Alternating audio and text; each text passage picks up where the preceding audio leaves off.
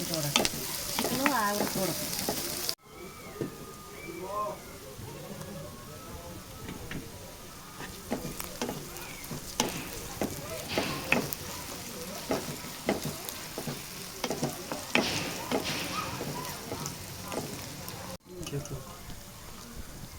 ఇందాక కొంచెం అల్లం పేస్ట్ వేసుకున్నాం కదా, అదేగాక ఇప్పుడు చికెన్ వేసేసుకున్నాం.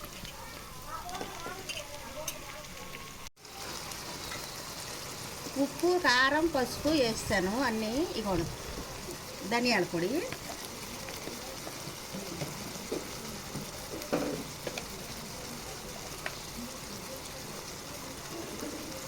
గరం మసాలా పొడి అన్నమాట.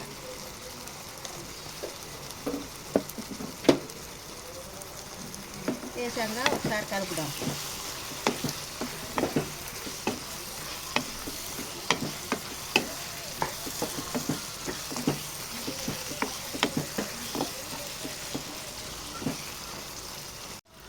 కొంచెం నీళ్ళు పోసేసి, ఇంకా చికెన్ కూర అయిపోయింది కదా, దీన్ని మూత పెట్టేసి ఇలా పక్క పొయ్యిలో పక్కన పెట్టేద్దాం.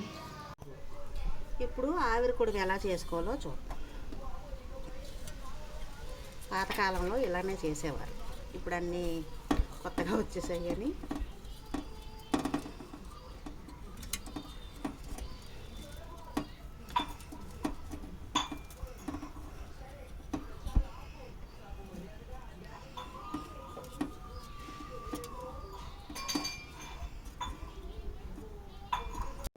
గుడ్డ కట్టేసుకోండి.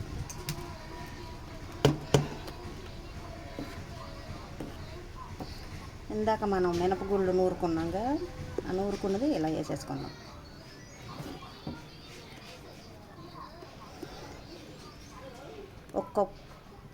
ఒక పావు డబ్బా బియ్యమును 2 డబ్బాలు మినపగుళ్ళు వేసాను. రాత్రి నానబెట్టాను అన్నమాట నేను.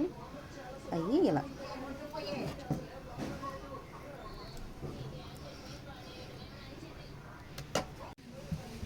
ఇప్పుడు ఇలా పొయ్యి మీద పెట్టేసుకొని దీనికి సరిపడా మూత పెట్టేసుకుందాం.